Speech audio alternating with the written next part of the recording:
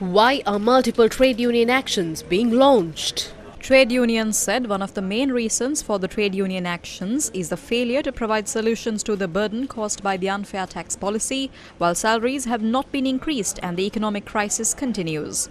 Through the protests, the trade unions will also highlight several other matters, including interest rates and issues related to salaries and increments.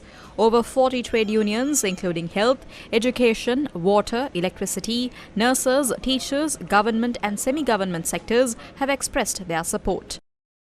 How will these trade union actions be carried out tomorrow? අපි රාජ්‍ය මන්දාරික සංගමයේ විදිහට හෙට උදේ 8 ඉඳන් ආරම්භ වෙන වෘත්තීය සමිති ක්‍රියාමාර්ගය. The GMOA will commence the trade union action in 4 provinces from 8 a.m. tomorrow, including the Western Province, Southern Province, Central Province and Eastern Province. In line with our tradition of being careful towards the needs of the people, not all hospitals in these 4 provinces will participate. Maternity wards and children's hospitals in these provinces, as well as the Maharagama Apeksha Hospital, will not participate in the trade union action tomorrow. Special kidney dialysis units at hospitals in these 4 provinces will also not be part of the trade union action. All hospitals of the Tri-Forces in these 4 provinces and the National Institute of Mental Health will not be part of the trade union action, taking into account service requirements. Arrangements have been made to carry out emergency treatments at other hospitals in a more organized manner than usual as well. If a solution is provided tomorrow, there is no need to move to the next phase. If not, we will have to launch the trade union action in the other 5 provinces from 8 a.m. on Tuesday. If a solution is not provided on Tuesday, an indefinite strike will be launched across the island at 8 a.m. on Wednesday. We haven't decided when to end this.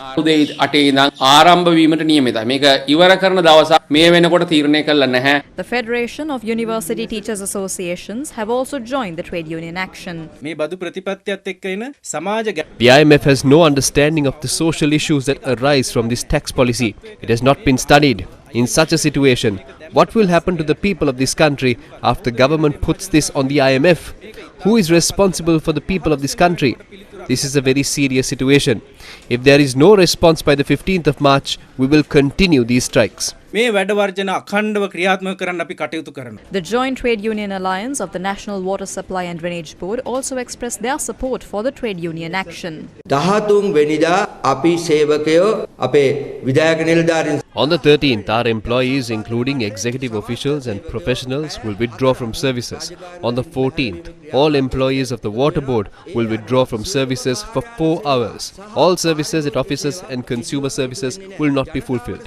Taking into account the inconvenience caused to the public, services will continue only at water pumping stations and water purification centres to ensure an undisrupted supply of water. We will join the island-wide trade union action from 9 a.m. to 4 p.m. on the 15th. On that day, the Water Board will not carry out any services apart from water pumping and water purification.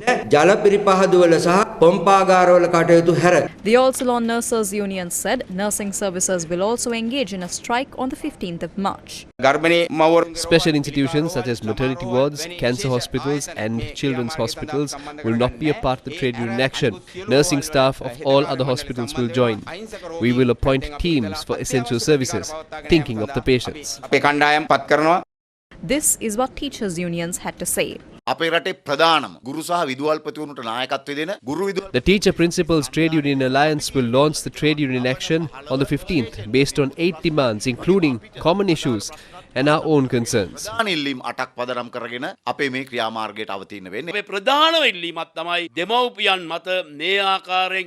of the main demands is to provide a solution to reduce the cost for parents to obtain stationery. We made a request to the Education Minister. What steps will be taken? This is our initial strike. If the education system is not fixed, if the problems of the teachers and principals are not resolved, if the teacher transfer process is not made stringent, then we will definitely move on to further measures. If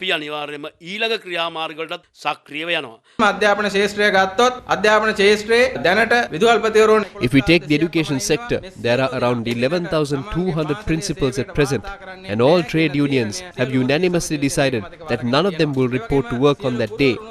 All teachers are of the same stance. Our first request is not put your child at risk by sending them to school on that day. We are informing parents that schools will not operate on that day, so keep your child at home. It was decided to hold term exams on the 15th of March in some areas. The Principals Grade Association informed all provincial education directors to postpone the exam paper scheduled for the 15th. All principals and teachers in this country are ready to do it for the children. We have no intention of inconveniencing the children. Trade unions of government institutions will also join the trade union actions on the 15th of March. At a time when there's a shortage of officials in the Samurdhi department across Sri Lanka, this government has neglected the recruitment and promotion procedure. We can see that the government is leading the Samurdhi department to a natural end, and it is clear the government is also further burdening the poor people. On the 15th, the entire process of government institutions will be disrupted. If you try to visit the divisional secretariat, the district secretariat, the Samurdhi Bank, the hospital, immigration department, the motor traffic department and other ministries on the 15th for some work, don't waste your time. The whole country should work together along with this trade union action.